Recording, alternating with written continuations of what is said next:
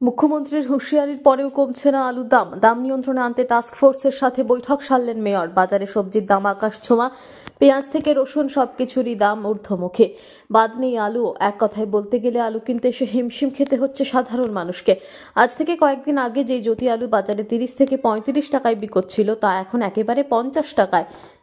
শুধু তাই নয়, সবজির দামও রয়েছে অনেকটা বেশি। এ নিয়ে ইতিমধ্যে সবজির দাম কমাতে হস্তক্ষেপ করেছেন রাজ্যের মুখ্যমন্ত্রী মমতা বন্দ্যোপাধ্যায়।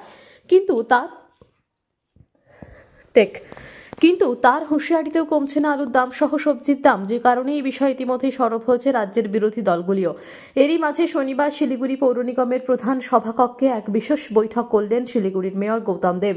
মূলত টাস্ক ফোর্সের সাথেই বৈঠক আলোচনা করা হয় সবজির দামের পাশাপাশি আলুর দাম কিভাবে কমানো সম্ভব। অন্যদিকে এদিন এই বৈঠকে উপস্থিত ছিলেন বৃহত্তর ক্ষুদ্র ব্যবসায়ী সমিতির সভাপতি পরিমল মিত্র, শিলিগুড়ি পৌর নিগমের ডেপুটি মেয়র রঞ্জন সরকার ও এমআইসি থেকে শুরু করে বেশ কিছু দপ্তরের উচ্চপদস্থ আধিকারিক ও পুলিশের উচ্চপদস্থ কর্তারা।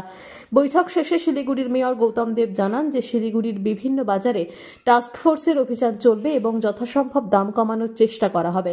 আগামীকাল থেকে বিভিন্ন বাজারে জ্যোতি আলু 32 টাকা কিলো কেজি দরে বিক্রি করানো হবে। এছাড়াও সবজির দাম নিয়ন্ত্রণে নজর রাখবে টাস্ক ফোর্স।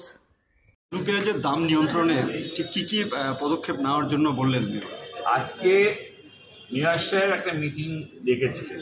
এখানে রেগুলেটেড মার্কেট এইচডিও সাহেব নিজে, মেয়র সাহেব, সাব ডিভিশনাল কন্ট্রোলার, আমাদের পুলিশ ডিপার্টমেন্ট, ইডি সবাই ছিলেন। আমরাও রিটেলাররা ছিলাম, হোলসেলাররা ছিলাম। আলু পেঁয়াজের দাম কমার ব্যাপারে আলোচনা আমরা এর আগেও করেছি, আজকেও করলাম। যে আমরা হোলসেলাররা বারবারই আমরা রিটেলার অ্যাসোসিয়েশন থেকে কথাগুলো বলছি, কারণ আমরা বারবার দেখি রিটেলারের উপর থেকেই প্রেশারটা আসে। কিন্তু আজকে আলোচনা হলো যেটা জ্যোতি আলু, আমরা যেটা নিয়ে সরকার এবং সাধারণ মানুষ সাদা আলু যেটা বলে, আজকে কিন্তু হোলসেলাররা স্বীকার করলো তারা এখান থেকে 28 টাকা করে বিক্রি করছে, কিন্তু আজকে 30-32 টাকা রিটেলার বিক্রি করছে। আপনারা জানেন এক বস্তা আলু যদি তুলে বিক্রি করে, ভালোটাই নেবে, খারাপটা কেউ নেবে, পড়ে থাকে সেটা। তো এই জায়গায় দাঁড়িয়ে 30-32 টাকা মানে রিটেলার কিন্তু খুব বেশি নিচ্ছে না, তাদের যে মিনিমাম ওয়েজটা সেটা উঠছে না। কিন্তু পেঁয়াজ, নতুন পেঁয়াজ যেটা আসছে সেটা খুব কমছে, অনেকটাই কমছে, কমেই বিক্রি হচ্ছে। কালকেও 50 টাকা খোলা বাজারে বিক্রি হয়েছে।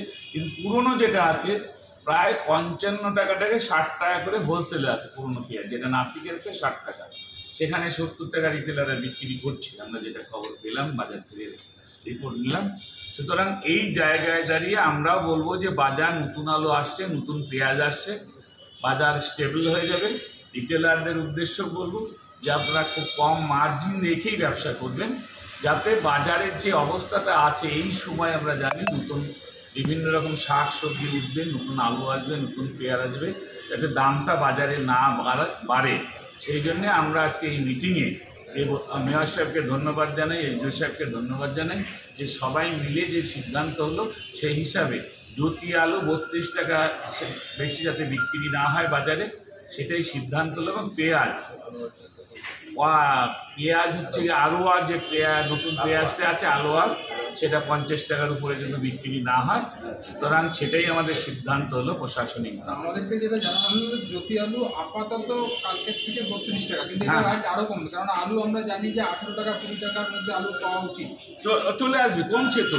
কিন্তু আপনার জ্যোতি আলু আজকে হোলসেলে আছে 28 টাকা, 28 টাকা 50 পয়সা, সেই জায়গায় 32 টাকা বিক্রি হচ্ছে, কালকে 30 টাকাও বিক্রি হচ্ছে অনেক জায়গায়। হোলসেলের রেটটা বেশি কেন? বেশি কেন? ওরা বলছে যে আমরা এই নাই মাল, প্রোডাকশন কম নাই। ওরা বলছে যেটা আমাদের কোল্ড স্টোরেজ 90% মাল শেষ হয়ে গেছে, মাত্র 10% আলু আছে। নতুন আলুটা উঠলে সেটাই কম। হ্যাঁ,